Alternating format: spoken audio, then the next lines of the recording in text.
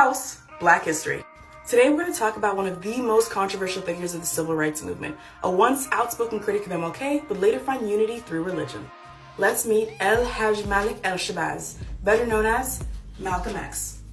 Born in 1925 as Malcolm Little, Malcolm X would later remove his last name because he did not believe it had any ancestral ties to his roots in Africa. He had a very tumultuous childhood, ranging from the loss of his father to the removal of his mother as his guardian. Him and his siblings were spread out across different foster homes.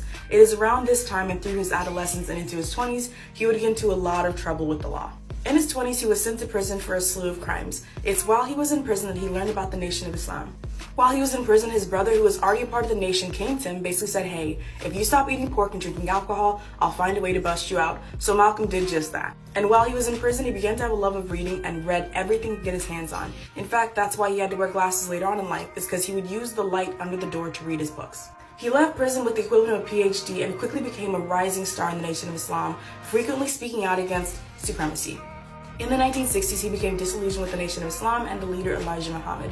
So it is at that time he actually took the pilgrimage, aka Hajj, to Mecca. It was while he was at Hajj that he learned about the true nature of Islam and how the religion was based on unity, justice, and peace. And it was at that time that he began to change his views about peaceful integration as well as MLK.